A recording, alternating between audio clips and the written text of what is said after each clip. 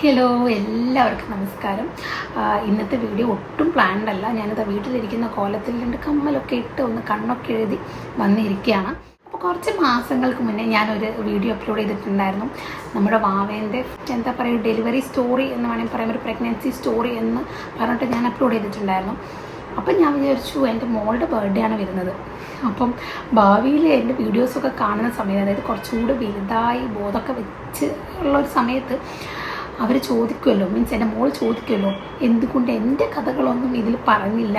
അപ്പം അങ്ങനെ ഒരു പ്രശ്നം വരാതിരിക്കാൻ വേണ്ടി ഞാൻ അവളുടെ കുറച്ച് കാര്യങ്ങൾ, അവളുടേത് ഈ മോൻ്റെ അത്രയും ഡീറ്റെയിൽ ആയിട്ടില്ലെങ്കിലും ഒരുവിധം കാര്യങ്ങളൊക്കെ ഞാൻ അന്ന് ഇങ്ങനെ വീഡിയോസ് എടുത്ത് വെച്ചിട്ടുണ്ടായിരുന്നു.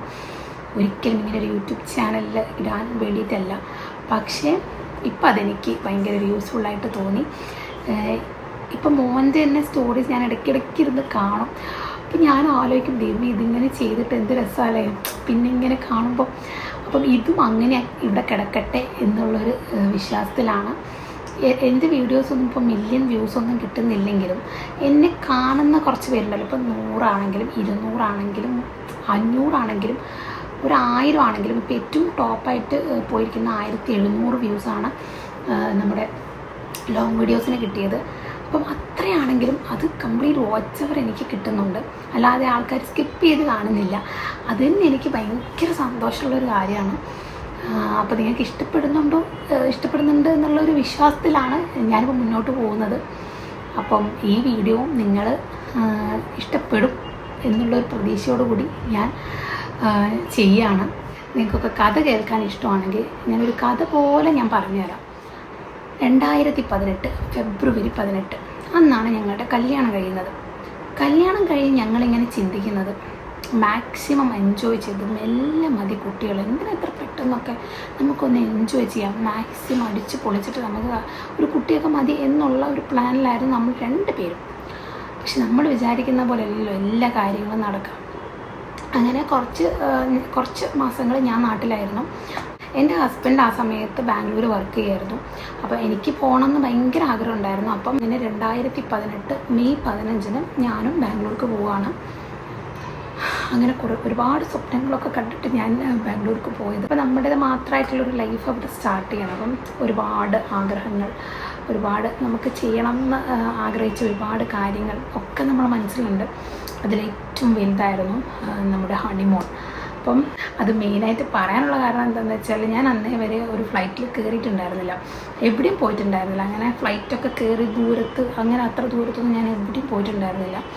അപ്പം എൻ്റെ ഏറ്റവും വലിയൊരു ആഗ്രഹമായിരുന്നു ഇങ്ങനെ ഫ്ലൈറ്റിൽ പോവുക, ഒരു വേറെ സ്ഥലം. എനിക്ക് സ്ഥലങ്ങൾ ഇങ്ങനെ എവിടെയായാലും എനിക്കിങ്ങനെ കുറേ സ്ഥലങ്ങൾ കാണാനും അവിടുത്തെ ഓരോ കാര്യങ്ങൾ അറിയാനൊക്കെ ഭയങ്കര ഇഷ്ടമുള്ള ഒരാളാണ് ഞാൻ. അതിപ്പം ദൂരത്ത് പോകണമെന്നില്ല, എവിടെ ആയാലും ഞാൻ അറിയാത്തൊരു സ്ഥലമാണെങ്കിൽ അവിടെ എന്തൊക്കെയാണ് എന്നുള്ളത് അറിയാൻ ശ്രമിക്കാറുണ്ട്. അപ്പോൾ അങ്ങനെ ആഗ്രഹിച്ചിരിക്കുമായിരുന്നു. സോറി ഗൈസ്, ബാക്ക്ഗ്രൗണ്ട് നല്ല രീതിയിൽ നോയ്സ് ഉണ്ടാകുന്നുണ്ടെന്ന് എനിക്കറിയാം. എൻ്റെ മോൾ അവിടെ കളിച്ച് തിമർക്കുകയാണ്. വെക്കേഷൻ അല്ലേ, നമുക്കൊന്നും പറയാൻ പറ്റില്ലല്ലോ, കളിക്കട്ടെ. ഒരു മൈക്ക് വാങ്ങിക്കൂടെ എന്നല്ലേ നിങ്ങൾ പറയാൻ വരുന്നത്. വാങ്ങിയിട്ടുണ്ടായിരുന്നു, ഞാൻ പറഞ്ഞല്ലോ, ഒന്ന് വാങ്ങിയത് വർക്കാവുന്നില്ല. അപ്പം എന്തായാലും ഒന്ന് വാങ്ങണം.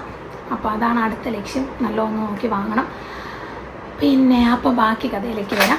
അങ്ങനെ നമ്മുടെ ഹണിമൂൺ, അപ്പം അത് നമ്മൾ പ്ലാൻ ചെയ്തു. അതായത് സെപ്റ്റംബർ 7 നമ്മൾ ഒക്കെ സെറ്റാക്കി വെച്ചു. അതിന് മുന്നേ നമ്മളൊരു കുട്ടി ഹണിമൂൺ ട്രിപ്പൊക്കെ നടത്തിയിട്ടുണ്ടായിരുന്നു, വയനാട് വരെ പോയിട്ടുണ്ടായിരുന്നു.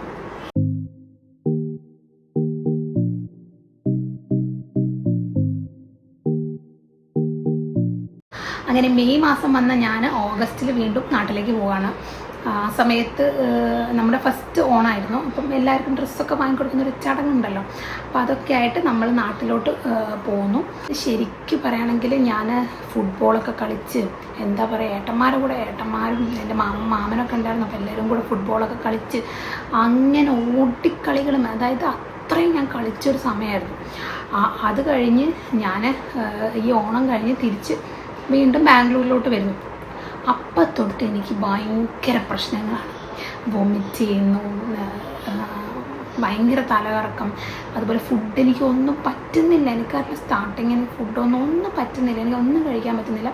രാവിലെ ആകുമ്പോൾ ഞാൻ പറയാണ് ഇഡ്ഡലി മതി എനിക്ക് ഇഡ്ഡലി പോയി വാങ്ങാം. ഞാൻ ഛർദ്ദിക്കും, ഞാൻ ഉണ്ടാക്കുന്ന ഫുഡ് ഞാൻ കഴിക്കുന്നു, ഛർദ്ദിക്കുന്നു, ഇഡ്ഡലി വാങ്ങുമ്പോൾ ദിവസം എൻ്റെ കെട്ടിയോൻ ഇഡ്ഡലിക്ക് വേണ്ടി ഓടുമായിരുന്നു.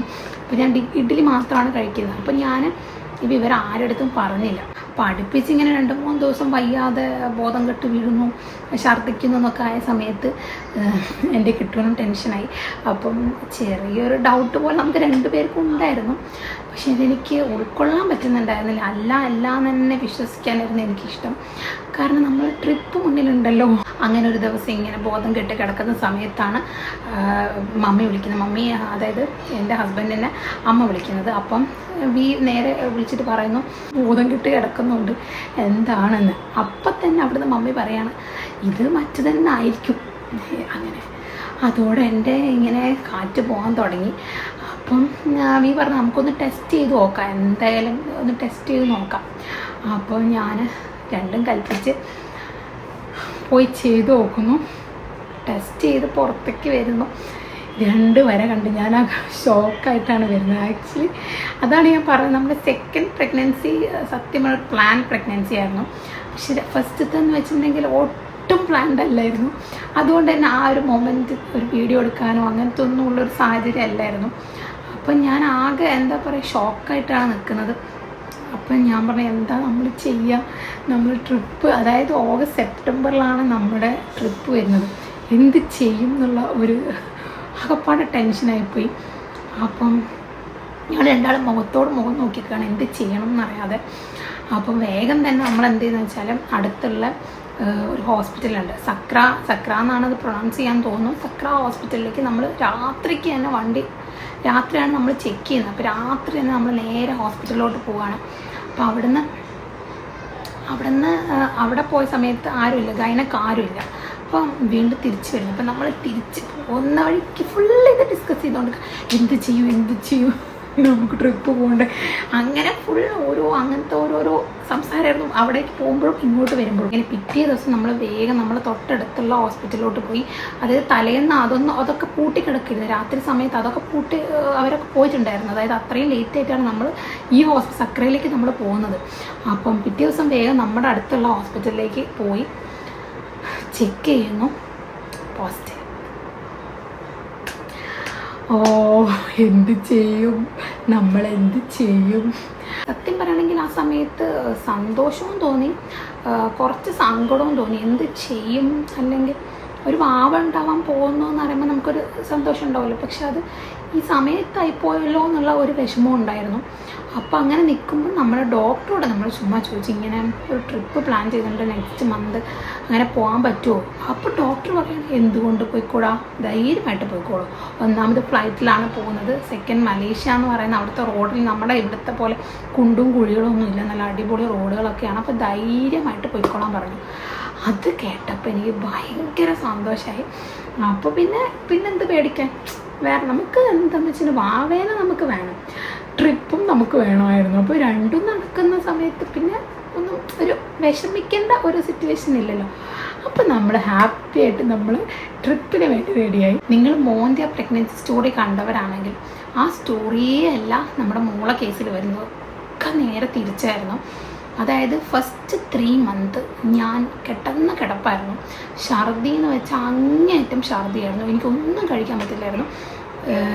പിന്നെ ഫുഡ് എനിക്ക് പറ്റില്ലായിരുന്നു, ഒരു തരം ഫുഡ്, എനിക്ക് ചില ഫുഡ് മാത്രമേ കഴിക്കാൻ പറ്റില്ലായിരുന്നു. അതിലാണ് ഞാൻ നേരത്തെ പറഞ്ഞ ഇഡ്ഡലി സാമ്പാർ, ചോറ് സാമ്പാർ, ഇതൊക്കെയായിരുന്നു എൻ്റെ ഫേവറേറ്റ് സാധനം. അപ്പോൾ ഞാൻ അത് മാത്രമേ കഴിക്കാൻ പറ്റൂ, അത് കഴിച്ചില്ലെങ്കിൽ ഞാൻ ഛർദ്ദിക്കും, അതാണ് അവസ്ഥ. അങ്ങനെ എയർപോർട്ടിലെത്തുന്നു, അവിടുന്ന് നമ്മൾ എന്ത് വാങ്ങി കഴിക്കുന്നു, നമ്മുടെ ഇഡ്ഡലി സാമ്പാർ തപ്പിപ്പിടിച്ച് അത് വാങ്ങി കഴിക്കുന്നു. പോയി നമ്മുടെ യാത്ര തുടങ്ങി. ഫ്ലൈറ്റിലൊന്നും യാതൊരു പ്രശ്നവും എനിക്കുണ്ടായിരുന്നില്ല. പക്ഷേ നമ്മളെ ഹോട്ടലിൽ എത്തിയപ്പോൾ തൊട്ട് ഞാൻ കിടക്കുവാണ്, എനിക്ക് എഴുന്നേൽക്കാൻ പറ്റുന്നില്ല, എനിക്ക് വൊമിറ്റ് ചെയ്തിട്ട് ഒരു രക്ഷയുണ്ടായിരുന്നില്ല. പക്ഷെ ഞാൻ എന്നോട് തന്നെ ഇങ്ങനെ പറയണം, ഇങ്ങനത്തെ ഒരു ഓപ്പർച്യൂണിറ്റി എനിക്ക് കിട്ടില്ല, എഴുന്നേൽക്ക് എന്ന് പറഞ്ഞ് ഞാൻ തന്നെ എഴുന്നേൽക്കും. നല്ല ഉഷാറായിട്ട് നല്ല രീതിയിൽ മേക്കപ്പൊക്കെ ചെയ്ത് ഞാൻ പോകുന്നു, കറങ്ങി തിരിഞ്ഞ് വരുന്നു. പിന്നെ അവിടെ നിന്ന് ഇപ്പോൾ രാത്രിത്തെ ഫുഡാണെങ്കിൽ ഈ പറഞ്ഞ പോലെ കുറേ തപ്പി പിടിച്ചു. മലേഷ്യയിൽ ഇങ്ങനെ നമ്മുടെ ഫുഡൊക്കെ കിട്ടുക എന്ന് പറയുന്നത് കഷ്ടമാണല്ലോ. അപ്പം കുറച്ച് തപ്പി പിടിച്ച് ഒരു ഹോട്ടലിൽ കിട്ടി. അവിടെ നിന്ന് നമ്മൾ അതിൻ്റെ പേര് ഞാൻ മറന്നുപോയി. ഈ ചോറിൻ്റെ കൂടെ സാമ്പാറൊക്കെ മിക്സ് ചെയ്തിട്ടൊരു ഇതുണ്ടാവുമല്ലോ, പേര് ഞാൻ മറന്നുപോയി. അപ്പോൾ അതാണ് ഞാൻ കഴിച്ചത്. അതൊക്കെ ഒരു അമൃതിൻ്റെ ടേസ്റ്റ് ആയിരുന്നു, പറയാതിരിക്കാൻ വയ്യ. അതിപ്പോഴും ഞാനിത് പറയുമ്പോൾ എനിക്കത് ഇങ്ങനെ വായിൽ വരുന്നു. അപ്പം അന്ന് അതൊക്കെ എനിക്ക് ഭയങ്കര ഇഷ്ടമായിരുന്നു. ഡേയ്സിൻ്റെ ഒരു പാക്കേജ് ആയിരുന്നു കേട്ടോ എടുത്തിരുന്നത്. അപ്പം ഇതെങ്ങനെയാണെന്ന് വെച്ചാൽ രാവിലെ ഒരു 6 മണിയാവുന്ന സമയത്ത് നമ്മുടെ ഹോട്ടലിൻ്റെ മുന്നിലായിട്ട് ഇവർ കാറിൽ വന്നിട്ട് ഇങ്ങനെ ഹോൺ അടിച്ചുകൊണ്ടിരിക്കും. അപ്പോഴത്തേക്ക് നമ്മൾ റെഡിയായിട്ട് ചെല്ലണം. പക്ഷേ ഇവർ ഹോൺ അടിക്കുന്ന സമയത്ത് എനിക്ക് എത്താൻ പറ്റാറില്ല, പലപ്പോഴും എനിക്ക് എത്താൻ പറ്റാറില്ല. അപ്പം എനിക്ക് തോന്നുന്നു രാവിലത്തെ 2-3 കാര്യങ്ങൾ ഞാൻ മിസ് ചെയ്തിട്ടുണ്ട്. ഒരു അമ്പലത്തിൽ പോകാനുള്ളത്, അത് എനിക്ക് കുറേ സ്റ്റെപ്പുള്ള ഒരു അമ്പലമുണ്ട്. അപ്പോൾ അവിടെ എനിക്ക് കയറാൻ പറ്റില്ല, അതുകൊണ്ട് ഞങ്ങൾ പോകാനും പറ്റില്ലായിരുന്നു. കാരണം ഞാൻ ഛർദ്ദിച്ചൊരു വഴിയായി കിടക്കുമായിരുന്നു. അപ്പം അത് മിസ്സായി. അതുപോലെ കുറച്ച് അഡ്വഞ്ചറായിട്ടുള്ള കുറച്ച് കാര്യങ്ങൾ അതും ഞാൻ ഒഴിവാക്കി. പക്ഷേ ബാക്കിയെല്ലാം ഞങ്ങൾ കവർ ചെയ്തിട്ടുണ്ടായിരുന്നു. അതും ആ സമയം ഞങ്ങൾ ഇങ്ങനത്തെ കാര്യത്തിന് ഇവർ പോകുന്ന സമയത്ത് ഞങ്ങൾ അവിടേക്കൊന്ന് നടന്ന് കാണലും വണ്ടിയിലൊക്കെ അവിടെ ഇവിടെയൊക്കെ പോയി കണ്ടുവരും. അതായത് വെറുതെ ഇരുന്നിട്ടില്ല. പക്ഷെ ആ ഒരു ട്രിപ്പ് ലൈഫിൽ എപ്പോഴും എന്താ പറയുക, എവിടെയൊക്കെ ഞാൻ ട്രിപ്പ് പിന്നെ പോയിട്ടുണ്ടോ, പക്ഷെ അതിനാണ് എനിക്ക് കുറച്ചുകൂടി ഇഷ്ടം കൂടുതൽ തോന്നിയ ഒരു ട്രിപ്പ് അതാണ്. കാരണം എൻ്റെ കുഞ്ഞു വാവ എൻ്റെ വയറ്റിൽ വെച്ചിട്ടാണ് ഞാൻ ഈ ട്രിപ്പിന് പോകുന്നത്. അപ്പോൾ അതൊരു സ്പെഷ്യൽ മൊമെൻറ്റും കൂടിയല്ലേ. അപ്പോൾ അതെനിക്ക് ലൈഫിൽ എപ്പോഴും ഓർമ്മയുള്ള ഒരു ട്രിപ്പാണ്. അവിടെ നിന്നെടുത്ത കുറേ ഫോട്ടോസും വീഡിയോസൊക്കെ എൻ്റെ കയ്യിലുണ്ട്. അതൊക്കെ ഞാൻ ഇതിൻ്റെ കൂടെ ഒന്ന് അറ്റാച്ച് ചെയ്തിടാം. ഇവിടുന്ന് എനിക്ക് ഒരുപാട് അനുഭവങ്ങൾ ഉണ്ടായിട്ടുണ്ട് കേട്ടോ. അതിൽ മറക്കാൻ പറ്റാത്ത ഒരു അനുഭവം എന്താണെന്ന് വെച്ചാൽ ഞങ്ങൾ KL അക്വേറിയത്തിൽ പോയിട്ടുണ്ടായിരുന്നു. അപ്പോൾ തന്നെ നിങ്ങളിപ്പോൾ കണ്ടുകൊണ്ടിരിക്കുന്ന ഈ അക്വേറിയത്തിൽ ഞാൻ നോക്കിയിരിക്കുന്ന സമയത്ത് എന്തോ ഒന്ന് മേലെ നിന്ന് ചാടി. മീനാണോ വെള്ളം പുറത്തേക്ക് വന്നാണോ ഒന്നും അറിയില്ല. അത് പെട്ടെന്ന് കണ്ടപ്പോൾ ഞാൻ പേടിച്ചിട്ട് ബാക്കോട്ട് പോയപ്പോൾ എന്തെങ്കിലും ഒന്ന് തട്ടി ഞാൻ അവിടെ ഇരുന്ന് പോയി. അപ്പോൾ ഞങ്ങൾ ശരിക്കും പേടിച്ചിട്ടുണ്ടായിരുന്നു. നോർമലി നമ്മൾ വീഴുന്ന പോലെ അല്ലല്ലോ, ഇപ്പം നമ്മളെ വയറ്റിലൊരു വാവയുണ്ട്. അപ്പം അത് ഭയങ്കര ടെൻഷനായിട്ടുണ്ടായിരുന്നു. അത് കഴിഞ്ഞ് ഞാനൊരു സ്ഥലത്ത് പോയി റെസ്റ്റ് എടുക്കുന്ന സമയത്ത് ഒരാളെ പരിചയപ്പെട്ടു. ആ ആളാണിതാ ഈ ഒരാൾ. 2 പേർക്കും അങ്ങോട്ടും ഇങ്ങോട്ടും ഭാഷ അറിയില്ലെങ്കിലും പ്രഗ്നൻസിനെ പറ്റിയും ഡെലിവറിയെ പറ്റിയും ഞങ്ങൾ അങ്ങോട്ടും ഇങ്ങോട്ടും എങ്ങനെയൊക്കെയോ സംസാരിച്ചു. ഇതുപോലത്തെ കുറേ നല്ലതും ചീത്തതുമായിട്ടുള്ള കുറേ ഓർമ്മകൾ എനിക്ക് ഈ മലേഷ്യയിൽ നിന്ന് കൊണ്ടുവരാൻ പറ്റിയിട്ടുണ്ട്. മലേഷ്യയിൽ പോയി അടിച്ച് പൊളിച്ച് നമ്മൾ തിരിച്ച് ബാംഗ്ലൂരിലേക്ക് തന്നെയാണ് വരുന്നത്. പക്ഷെ അവിടെ എത്തിയപ്പോൾ എനിക്ക് തീരെ പറ്റാതായി. അവിടെ എത്തിയപ്പോൾ വീണ്ടും എനിക്ക് ഇതൊക്കെ അധികമാവുക എന്നല്ലാതെ ഒന്നും കുറയുന്നില്ല. അങ്ങനെ നമ്മൾ ഡോക്ടറെ അടുത്ത് വീണ്ടും പോയി കാണുന്നു. അപ്പോൾ ഡോക്ടർ ഇങ്ങോട്ട് പറയുന്നു, ഇവർക്ക് ഈ ഒരു കാലാവസ്ഥ പറ്റുമെന്ന് എനിക്ക് തോന്നുന്നില്ല. അപ്പം മാക്സിമം അവിടെ ഈ സമയത്ത് നാട്ടിൽ പോകുന്നതായിരിക്കും നല്ലത് എന്ന് പറഞ്ഞു. അപ്പം ഞാൻ തന്നെ പറഞ്ഞു, എന്നാൽ നമുക്ക് നാട്ടിൽ പോകാം, എനിക്കിവിടെ നിൽക്കണ്ട എന്നുള്ള അവസ്ഥ. കാരണം അത്രയ്ക്ക് വയ്യ എന്ന് വെച്ചാൽ ഒരു ഫുഡും പറ്റുന്നില്ല ഉണ്ടാക്കാൻ. ഇപ്പോൾ കിച്ചണിൽ കയറുമ്പോഴത്തേക്ക് എനിക്ക് ചില സ്മെല്ല്, അതായത് അരിയൊക്കെ നമ്മൾ വെള്ളത്തിൽ തിളച്ച് വരുന്നൊരു സ്മെല്ലൊക്കെ, അതൊന്നും എനിക്ക് തീരെ പറ്റുന്നുണ്ടായിരുന്നില്ല. അപ്പം നാട്ടിലേക്ക് പോകാമെന്ന് തന്നെ വിചാരിച്ചു. അപ്പം ഞാൻ വീണ്ടും നാട്ടിലേക്ക് പോകുന്നു. എനിക്ക് പറയുകയാണെങ്കിൽ 2 ഫാമിലീൻ്റെ ഉണ്ട്. 2 ഭാഗത്തുനിന്നും ഒരു പ്രശ്നം ഉണ്ടായിട്ടില്ല. അതായത് എൻ്റെ ഹസ്ബൻഡിൻ്റെ ഫാമിലി ആണെങ്കിൽ എൻ്റെ ഫാമിലി പിന്നെ പറയണ്ടല്ലോ. അപ്പം അവർ 2 കൂട്ടരും ഭാവിക്ക് വേണ്ടി വെയിറ്റ് ചെയ്തിരിക്കുകയായിരുന്നു. അതുകൊണ്ട് തന്നെ എനിക്ക് വലിയ ബുദ്ധിമുട്ടോ കാര്യമോ ഒന്നും ഉണ്ടായിരുന്നില്ല. ഇത് പറയേണ്ട കാര്യം എന്താണെന്ന് വെച്ചാൽ 7-ാം മാസമാണല്ലോ നമ്മുടെ കൂട്ടിക്കൊണ്ടുപോകൽ ഒരു ചടങ്ങുണ്ടല്ലോ. ആ സമയത്ത് പോലും ഞാൻ വീട്ടിൽ പോയിട്ടില്ല. ഞങ്ങൾ ആ ചടങ്ങ് നടത്തുന്നത് 9-ാം മാസമാണ്. അതായത് 9 മാസം ഞാൻ എൻ്റെ കെട്ടുവിൻ്റെ വീട്ടിലായിരുന്നു. ഒന്നാമത്തെന്ന് വെച്ചിട്ടുണ്ടെങ്കിൽ ആ വീട്ടിൽ പ്രശ്നമൊന്നും ഇല്ലാത്തതുകൊണ്ടായിരിക്കണമല്ലോ ഞാൻ അവിടെ നിൽക്കുന്നത്. അപ്പം അത് ഒരു കുഴപ്പമില്ലാണ്ട് അവിടെ നിന്നു. പക്ഷേ ഏറ്റവും പ്രധാനപ്പെട്ട കാര്യം എന്താണെന്ന് വെച്ചാൽ എനിക്ക് എൻ്റെ ഭർത്താവിനെ വിട്ട് പിരിഞ്ഞിരിക്കാൻ പറ്റുന്നുണ്ടായിരുന്നില്ല. അപ്പം നമ്മൾ കല്യാണം കഴിഞ്ഞ് എന്താ പറയുക കുറച്ചായിട്ടല്ലേ ഉള്ളൂ. അപ്പം ആ ഒരു എന്തായാലും ഉണ്ടാവില്ല, ഇപ്പോഴും അങ്ങനെ തന്നെയാണ് കേട്ടോ. നമുക്ക് 2-3 ദിവസം അധികം വിട്ട് നിൽക്കുന്ന ഇച്ചിരി ബുദ്ധിമുട്ടുള്ള കാര്യമാണ്. അപ്പം അന്നും ഇതുപോലെ 9-ാം മാസം എന്നെ കൂട്ടിക്കൊണ്ടുപോകുന്ന അന്ന് ഭയങ്കര തിരിഞ്ഞു നോക്കാൻ പാടില്ല. നമുക്ക് ഇങ്ങനെ ഒരു ചടങ്ങുണ്ട്, ഇങ്ങനെ പോകുന്ന സമയത്ത് തിരിഞ്ഞു നോക്കാൻ പാടില്ല. അങ്ങനെ കയറി ഞാൻ അത്രയും വിഷമിച്ച്, അത്രയും പ്രഗ്നൻസി പീരീഡിലൊക്കെ ഏറ്റവും കൂടുതൽ ഞാൻ വിഷമിച്ച ഒരു ദിവസം അതായിരുന്നു. പോകണമല്ലോ വീട്ടിൽ പോകാൻ സന്തോഷമുണ്ട്, പക്ഷേ എൻ്റെ കെട്ടിയോനെ വിട്ടു പോകുന്നതിൻ്റെ ഒരു വിഷമം കൂടെ ഉണ്ടായിരുന്നു. അപ്പം ഞാൻ കരഞ്ഞിട്ടൊക്കെയാണ് വണ്ടിയിൽ കയറി വീടെത്തുന്നത്. വീടെത്തിയവിടെ നമ്മൾ എന്ത് ചെയ്യും, ഈ ആഭരണങ്ങളൊക്കെ അങ്ങ് വലിച്ചെറിഞ്ഞ് നമ്മൾ മാക്സിട്ട് കൂതർ കോലത്തിൽ വന്നിരിക്കുമല്ലോ. അപ്പം ഞാൻ ഇരിക്കുന്ന സമയത്ത് പെട്ടെന്ന് എൻ്റെ കെട്ടിയോൻ അവിടെ വന്നിരിക്കുന്നു. അതെൻ്റെ ലൈഫിൽ ഞാൻ പറഞ്ഞില്ല, എനിക്ക് കുറേ ഈ സർപ്രൈസുകളെ ഇഷ്ടപ്പെടുന്ന ഒരാളാണ് ഞാൻ. അപ്പം ഇങ്ങനത്തെ ഒരു സർപ്രൈസ് എനിക്ക് ആദ്യമായിട്ടാണ് കിട്ടുന്നത്. ഞാൻ ഇങ്ങനെ വിഷമിച്ചിരിക്കുന്ന സമയത്ത് എനിക്ക് ഒട്ടും അവിടെ നിന്ന് ടാറ്റ ബൈ ബൈ തന്ന ഒരാൾ പെട്ടെന്ന് നമ്മളെ വീട്ടിൽ വരികയാണ് ബെല്ലടിച്ചുകൊണ്ട്. അപ്പം അതാണ് എൻ്റെ ലൈഫിൽ എനിക്ക് കിട്ടിയ ഏറ്റവും വലിയ ഒരു സർപ്രൈസ് എന്ന് പറയുന്നത് വേറൊരു കാര്യമുണ്ട് കേട്ടോ. ഈ പ്രഗ്നൻസി ടൈമിൽ നമ്മളെടുത്ത് മോശമായിട്ട് ആരെങ്കിലും പെരുമാറുമോ അല്ലെങ്കിൽ നല്ല രീതിക്ക് ആരെങ്കിലും പെരുമാറുമോ, ഇതൊക്കെ നമ്മളെ മൈൻഡിൽ എപ്പോഴും ഉണ്ടാകും. ആ സമയത്ത് നമ്മളോട് ആരെങ്കിലും എന്തെങ്കിലുമൊക്കെ ചെയ്തിട്ടുണ്ടെങ്കിൽ അത് നമ്മളെ മൈൻഡിൽ അങ്ങനെ നിൽക്കും. ഓക്കെ, അപ്പം അങ്ങനത്തെ ഏറ്റവും ഒരു നല്ല മൊമെൻറ്റ് എൻ്റെ ലൈഫിൽ എപ്പോഴും എന്താ പറയുക ചെറിഷ് ചെയ്യാൻ പറ്റിയ ഒരു മൊമെൻ്റായിരുന്നു എനിക്കത്.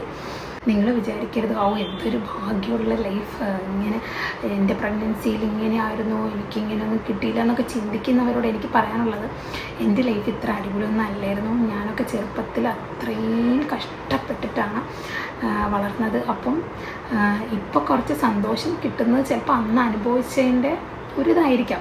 അപ്പോൾ നിങ്ങൾക്ക് ഇപ്പോൾ ഒരു കഷ്ടപ്പാടുണ്ടെങ്കിൽ നാളെ എന്തായാലും ഒരു നല്ല ദിവസം ഉണ്ടാവും. അങ്ങനെ പ്രതീക്ഷയോടെ ജീവിക്കുക. ബാക്ക് ടു നമ്മുടെ സ്റ്റോറിയിലേക്ക് വരാം. അപ്പം ഈ ഒരു പീരീഡിൽ, അതായത് എൻ്റെ പ്രഗ്നൻസി പീരീഡിൽ തന്നെ എൻ്റെ 2 ചേട്ടന്മാരുടെയും എൻഗേജ്മെൻറ്റ് കഴിഞ്ഞു. അതെനിക്ക് കുറച്ചൊരു വിഷമമുള്ള കാര്യം എന്താണെന്ന് വെച്ചാൽ, ഇവർ 2 പേരുടെയും കല്യാണത്തിന് എനിക്ക് തകർത്ത് ഡാൻസ് കളിക്കണം, അങ്ങനെ ആർമാദിക്കണം എന്ന് വിചാരിച്ചിരുന്നതായിരുന്നു ഞാൻ. പക്ഷെ ആ സമയത്ത് ഞാൻ വയറും കൊണ്ട് നടക്കുമായിരുന്നു. എൻഗേജ്മെൻറ്റും വയറും കൊണ്ട്, കല്യാണവും വയറും കൊണ്ട്, അതായത് ഒക്കെ വളരെ പെട്ടെന്നായിരുന്നു. എനിക്ക് 2 പ്രഗ്നൻസിയിലും തോന്നിയ ഏറ്റവും വലിയ ഡിഫറൻസ് എന്താണെന്ന് വെച്ചാൽ, മോള് എൻ്റെ വയറിലുള്ള സമയത്ത് അനങ്ങേ ഉണ്ടായിരുന്നില്ല. കഷ്ടപ്പെട്ടിട്ടാണ് ഇങ്ങനത്തെ ഒരു വീഡിയോ എങ്കിലും കിട്ടിയത്. പക്ഷെ മോൻ്റെ കേസിൽ നേരെ തിരിച്ചായിരുന്നു. എപ്പോൾ ഫുഡ് കഴിച്ച് കിടന്നാലും അപ്പം ഇങ്ങനെ ഇളകിക്കൊണ്ടിരിക്കും. ഇനി അടുത്തൊരു വീഡിയോ എന്ന് വെച്ചാൽ, പണ്ട് ആരുട്ടിൻ്റെ ബർത്ത്ഡേൻ്റെ സമയത്ത് ഞാൻ ഉണ്ടാക്കി വെച്ചത് കുഞ്ഞ് വീഡിയോ ആണ് കേട്ടോ. നിങ്ങൾ ജസ്റ്റ് ഒന്ന് കണ്ടു നോക്കൂ.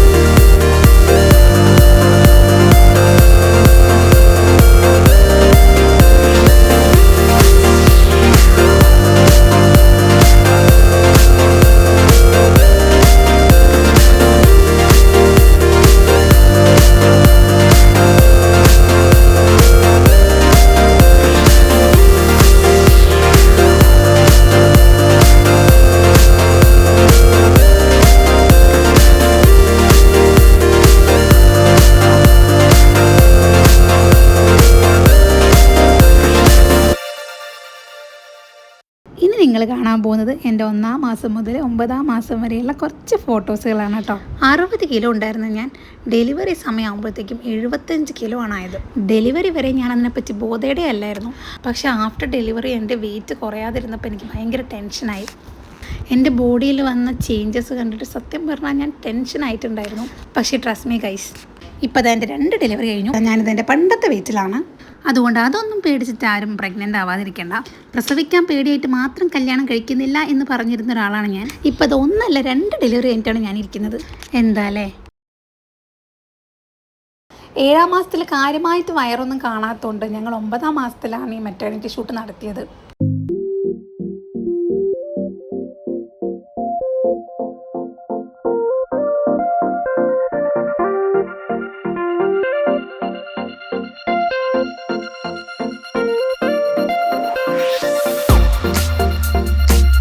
എൻ്റെ കോസ്റ്റ്യൂമിൽ ചെറിയൊരു ചേഞ്ച് വന്നിട്ടുണ്ട്.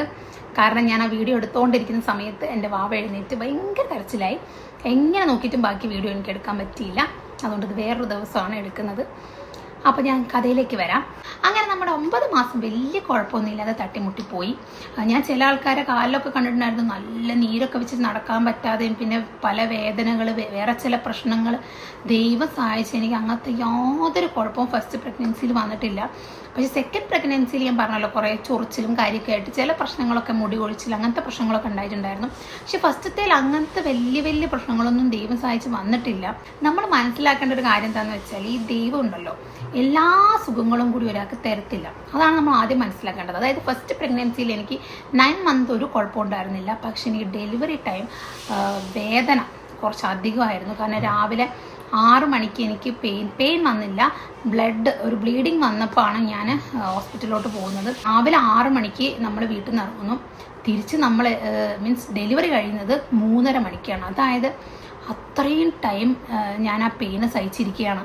നേരെ തിരിച്ച് നമ്മൾ സെക്കൻഡ് പ്രഗ്നൻസിയിലേക്ക് നോക്കുകയാണെങ്കിൽ 9 മന്ത് ഒന്നും പറയണ്ട, ഫുൾ ഛർദി. ഫസ്റ്റ് മന്ത് തൊട്ട് 9 മന്ത് വരെ നിർത്താതെ ഛർദി, പിന്നെ ഭയങ്കര മുടി കൊഴിച്ചിൽ, മേലൊക്കെ ചൊറിച്ചിൽ, അങ്ങനെ കുറേ പാടുകളൊക്കെ വരിക, അങ്ങനെ ഭയങ്കര ബുദ്ധിമുട്ടി. പക്ഷേ ഡെലിവറി ടൈം എനിക്ക് ഭയങ്കര സിമ്പിളായിരുന്നു. പോകുന്നു, കുറച്ച് സമയം പെയിൻ സഹിക്കുന്നു, അപ്പം തന്നെ വാവ വരുന്നു. അപ്പം അതാ പറയുന്നത്, എല്ലാ സുഖം കൂടി നമുക്ക് ദൈവം തരത്തില്ല. ഞാൻ കഴിഞ്ഞ പ്രാവശ്യം ഈ പ്രഗ്നൻസി സ്റ്റോറി ഇട്ട സമയത്ത് കുറേ പേരെൻ്റെ അടുത്ത് കുറേ എന്താ പറയുക, ഈ പഠിക്കുന്ന പിള്ളേരുണ്ടല്ലോ, അത് കല്യാണം കഴിക്കാത്ത കുറേ പേര് എൻ്റെ അടുത്ത് കുറേ കാര്യങ്ങൾ ഇങ്ങനെ പറഞ്ഞു. അയ്യോ ചേച്ചി, എങ്ങനെയാണല്ലോ ഈ പെയിൻ സഹിച്ചത് ചേച്ചി, ഇതൊക്കെ കടന്നിട്ടാണോ പോയത്, എങ്ങനെയാണ്, എനിക്ക് പേടിയോ, ഞാൻ കല്യാണം കഴിക്കുന്നില്ല എന്നൊക്കെ പറഞ്ഞ് മെസ്സേജ് അയച്ചിട്ടുണ്ടായിരുന്നു. അപ്പം ഞാൻ പറയട്ടെ, നമ്മൾ ലൈഫിലില്ലേ ഓരോ സ്റ്റെപ്പും നമ്മൾ കിടക്കുമ്പോൾ ഭയങ്കര ടെൻഷനോടെയാണ് പോകുന്നത്. ഇപ്പം എൻ്റെ മോളെ LKG കഴിഞ്ഞ് UKG, അവൾക്കിപ്പോൾ ഫസ്റ്റ് സ്റ്റാൻഡേർഡിലോട്ട് പോകാൻ ഭയങ്കര പേടിയാണ്. പക്ഷെ അവളത് പോവും, നമ്മൾ പോയ പോലെ അവളും പോവും. പിന്നെ നമ്മൾ അയ്യോ 10th എന്ത് ചെയ്യും, 10th അയ്യോ എങ്ങനെ പഠിക്കും, എല്ലാ പ്രഷറും. പക്ഷെ നമ്മൾ 10th കഴിഞ്ഞു, റൈറ്റ്, പിന്നെ +2 അതും കഴിഞ്ഞു. അങ്ങനെ നമ്മൾ ഓരോ സ്റ്റേജും പേടിയോടെ ആണെങ്കിലും അതൊക്കെ നമ്മൾ കടന്നു കഴിഞ്ഞു. അതുപോലെയാണ് ഇതെല്ലാം. ഓക്കെ, ഇത് നിങ്ങൾക്ക് വേണോ വേണ്ടോ എന്നുള്ള നിങ്ങളുടെ തീരുമാനമാണ്. ഇപ്പോൾ കുട്ടികൾ വേണോ വേണ്ടോ എന്നുള്ളതൊക്കെ നിങ്ങൾ തീരുമാനിക്കുന്നതാണ്. പക്ഷെ ഞാൻ പറയണം, ഇതൊന്നും ഇത്ര പേടി ഇത് വേണ്ട, എല്ലാം കടന്നു പോകും, എല്ലാം കടന്നു പോകും. ഞാനും ഈ പറഞ്ഞ പോലെ ഭയങ്കര പേടിത്തൂറിയായിരുന്നു. അയ്യോ പ്രസവിക്കണമല്ലോ, വയറ് കീറുമല്ലോ, മറ്റേതാക്കല്ലോ. പക്ഷേ ഉണ്ടല്ലോ, ഞാൻ എൻ്റെ നോർമൽ ഡെലിവറീൻ്റെ കാര്യം പറയുകയാണെങ്കിൽ നമ്മൾ ആ സമയത്ത് അത്ര വേദന സഹിച്ചാലും ആ വാവ വന്നു കഴിഞ്ഞാണ്ടല്ലോ, ആ മൊമെൻറ്റിൽ ആ വേദന നമുക്ക് മറന്നു.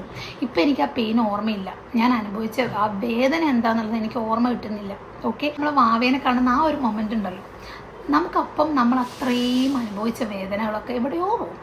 മനസ്സിലാവും, അത്രയും വേദന പിന്നെ ഉണ്ടാവില്ല, അത് ഞാൻ ഗ്യാരണ്ടി തരാം. അത്രയും വേദനയും പിന്നെ ഉണ്ടാവില്ല. പിന്നെ നമുക്ക് ഇങ്ങനെ സ്റ്റിച്ച് ചെയ്യുന്ന അതൊക്കെ പണ്ട് നിങ്ങളൊന്ന് ആലോചിച്ച് നോക്കിയാൽ, പണ്ടൊക്കെ ആണെങ്കിൽ പച്ചക്കൊക്കെ എൻ്റെ അമ്മയൊക്കെ പറയുന്നേക്കാം, പച്ചക്കാണ് അവർ തുന്നിയിരുന്നത്, അത്രയും വേദന സഹിച്ചിട്ടുണ്ടായിരുന്നൊക്കെ. ഇപ്പം അതൊന്നും ഇല്ല. ഇപ്പം അതിൻ്റെയൊക്കെ ഇഞ്ചക്ഷൻ തന്ന് നമ്മളെ മരവിപ്പിച്ചതിന് ശേഷമാണ് നമുക്കിതൊക്കെ ചെയ്യുന്നത്.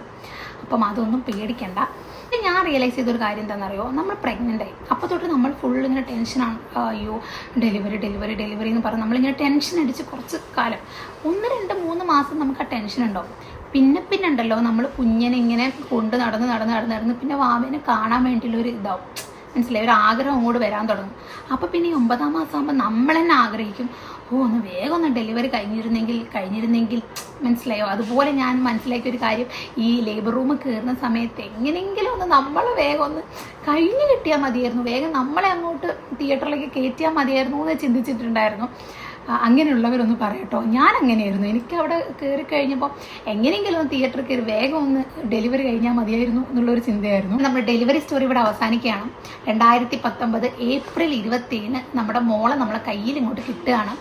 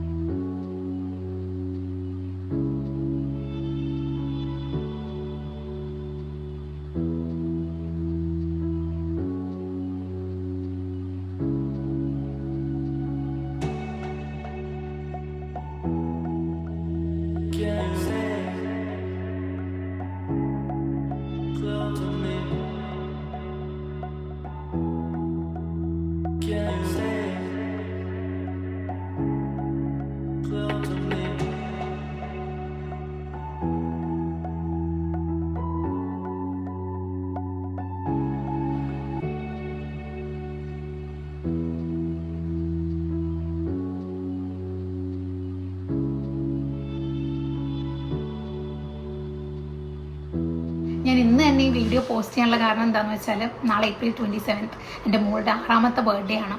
അപ്പോൾ അവൾക്ക് വേണ്ടി എൻ്റെ വക ഒരു കുട്ടി ഗിഫ്റ്റ്, അത്രേ ഉള്ളൂ. നാളെ ഇനി ഇവൾ വലുതായി ഈ വീഡിയോ കാണുമ്പോൾ എന്തിനീ വീഡിയോ ഇട്ടു എന്ന് ചോദിക്കുമോ എന്ന് എനിക്കറിയില്ല.